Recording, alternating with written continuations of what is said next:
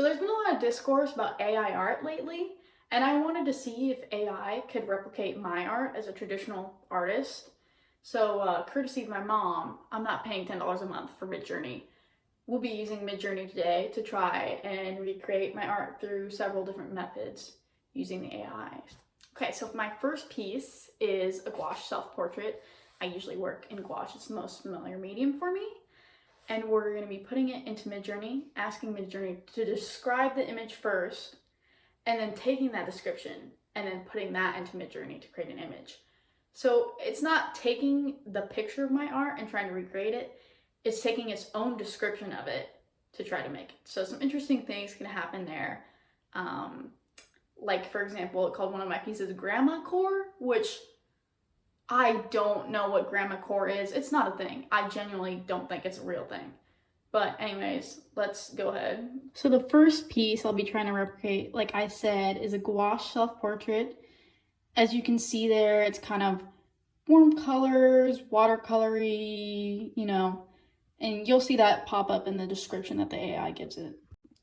So the description it came up with was, a watercolor painting shows a well-dressed woman with glasses and a pink sweater in the style of expressive oil studies. Dark bronze and white, Mary Beale, Bob Ross, Hope Gankloff. Webcam photography, gray and bronze.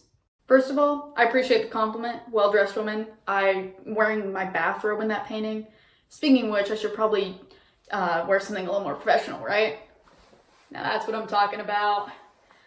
Anyways, as I was saying, right, well-dressed woman, oil paints. It got some things wrong. I mean, it's gouache, but who cares about gouache? That's pretentious. But like Mary Beale, Bob Ross, again, thank you for the compliment. This has honestly just been a massive ego boost for me. Like seriously, I'm not gonna lie, with all these descriptions, it's like, damn, But so then I took that description. Well, I say I took, my mom did. But whatever, it doesn't matter.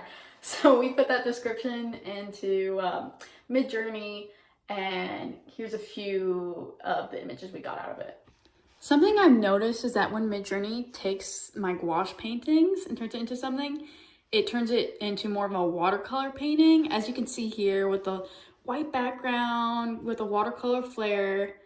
I feel like it got the hair and the glasses, that's good. The red, the colors are a little off.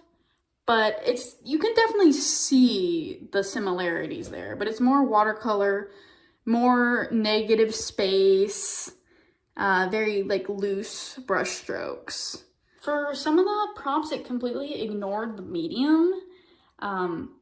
Like in this prompt, it does say it's an oil painting, light maroon, bronze, Fujifilm, oil on canvas. But I mean, it looks like an oil painting. It doesn't look like gouache. It's very clean, no visible brush strokes. So that's something that varies widely. And that's the thing that you'll notice is there's gonna be a lack of brush strokes. Whereas in my work, you can very clearly see the brush strokes. And it's just a matter of style, just a matter of preference. I really, really like this one it came up with. But again, it's more watercolor-ish. Again, negative space, and I don't know, all the women in these pictures look like literal models. So that's another thing. I like what it did with the hair. I like that it kept the hair fluffy. That's something I appreciate, and the glasses. For my next piece, I did something I don't usually do, which I don't know if you can see here, but it's more watercolory, hatching, drawn with a pen. I don't normally do that, but I thought I'd do it anyway. So it's more loose brush strokes, very scratchy pen hatching. So there's a lot of elements there that you'll see Midjourney hasn't totally grokked with. The top description of that painting, it said, a sketch of a woman with glasses and a cup, so far so accurate, in the style of atmospheric color washes. Which, yeah, I think that's true. Happenings. Leica, ink wash, light indigo, dark brown, youthful protagonist. Thank you again. I am so youthful. I love that. And curvilinear. I don't know where it got that from, but it's accurate. But as you'll see, because it didn't get the pen, the hatching, the images it comes up with are going to be very different from the original painting. So I like these pictures. They're great, but it's not pen. It looks like it could be watercolor. It looks more like oil to me. Again, it's AI, so it's not like it's a real medium, but it looks like watercolor and oil. It's missing out the pen. It's missing out the hatching, which is something you could probably clear up by adding that information to the prompt. But we didn't end up doing that. When Midjourney hears woman, it hears supermodel. So, of course, that's what we get. And something interesting I've noticed is that Midjourney really likes round glasses as opposed to square glasses. So you're going to see that pretty often. It's like the Harry Potter glasses. And Harry Potter is going to come back later. Harry Potter has a through line for this. Somehow, he's just coming out of the woodwork with all the prompts here, but you'll see. And I really like these variations here because I think it got the blue nicely. It's got that watercolor, loose brush strokes. You can really see the brush strokes in the watercolor here. Of course, no pen, but you know what? Can't have everything, I guess. And the one in the top right, I think it, like scarily looks like me. Like, I'm gonna do a side by side. Like, just wait. Okay, I don't know if I can like look as like wispy as she does. Okay, wait. She's got like the cup in one hand and she's like, oh my god. Right? But I feel like it looks like me. And that's not input from my picture. It's just the description of the picture and we put that in and it's like, I don't know, it's like scarily similar to me, but maybe I just look like a lot of people. Who knows? And for this description, it somehow thought that the cup was red. And of course, the cup isn't red in any of these pictures. It just turned the red into the sweater of the woman. So yeah. And dark academia. Ooh, I like that. Never been called that before. And again, here's more like watercolory, like it said washes. Rebecca Sugar style, if you don't know. She's a creator of Steven Universe. Appreciate the compliment. Once again, I love to see it. I love to have a massive ego boost. But yeah, there you go. Some of those, I like them, but it's missing the pen. It's missing the jankiness. It's too perfect. And that's one thing I feel like Midjourney may never be able to recreate is the absolute chaos that I put into my art. And, it doesn't need to. Those last two paintings were made with traditional medium, both made with gouache, pen, paper. You know the drill, right? But I was like, why not give it digital art? And so I have this, again, another self-portrait. I swear to God, I'm not a narcissist. I just don't have anyone who wants to be painted, okay? If you want to be painted, at me in the comments and I will do it because I need someone to paint who's not me. Anyways, rant over. I have this digital portrait of myself that I did, very like cartoony comic style. And we're gonna see if Midjourney can kind of parse that out. And something interesting about this is it's a cartoon portrait with a gouache background that I previously painted. So it's got two contrasting aspects to it. I don't think Midjourney is gonna get that, but it doesn't really matter. It's approximate, it's not specific. Redacted. So for the top description, it called it an illustration of a woman eating on corn. Wait, whatever, that doesn't make sense, but it doesn't matter.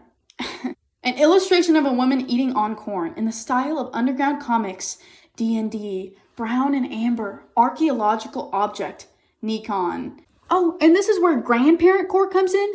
And 3 of these descriptions use the word Upper Paleolithic. Am I a caveman? Do I look like a caveman in this picture? I mean, I might have some Neanderthal DNA inside of me, but I swear to God, I don't see the Paleolithic in here. Oh, and one of my favorite descriptions is science-based. That's right. Eating corn is a science-based thing. Eating corn is based, guys. I'm sorry, you can't deny it.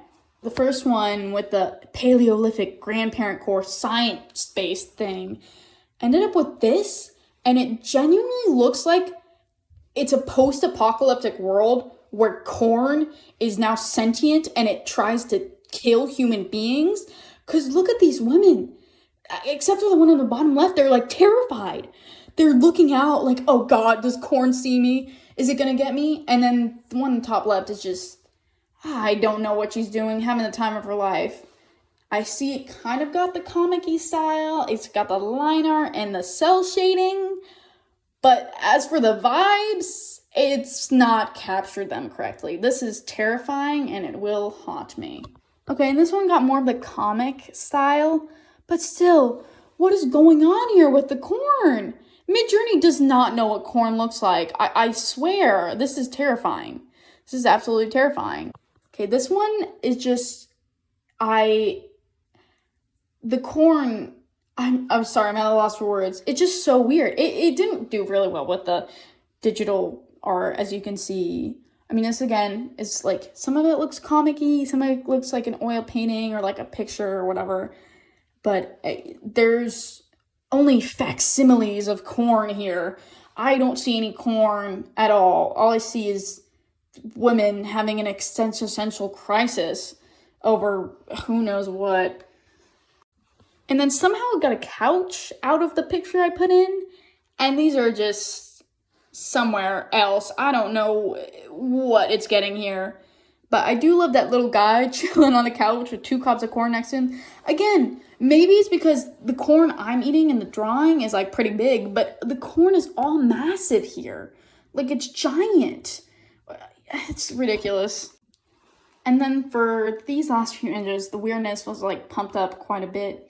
And I just, it doesn't make any sense. I've given up at this point, truly. For this last painting, I've chosen a gouache painting again. Finally, someone who isn't me. I know, right? You're probably sick of seeing my face. But, anyways, this is the gouache painting I put in. Did this in like 40 minutes, you know, speed paints. It's a little janky. And something I've noticed is, I almost said ChatGPT. Oh my god, I'm going insane. Midjourney has a hard time recreating that jankiness. See, that's what I'm good at. Being a janky mother trucker, and I can die happy knowing AI will never be able to recreate how gosh darn deranged I am.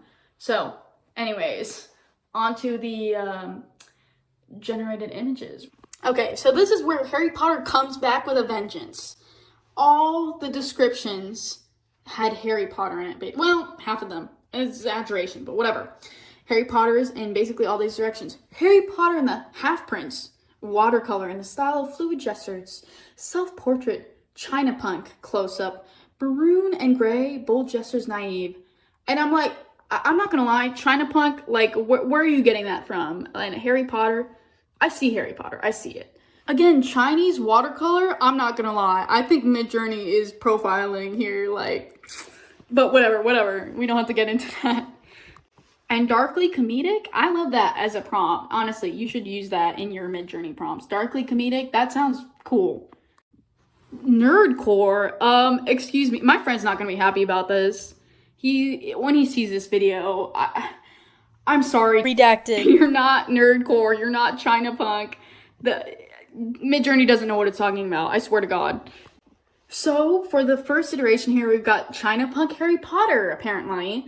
And I mean, it's cool, it's got the watercolor, it's Daniel Radcliffe.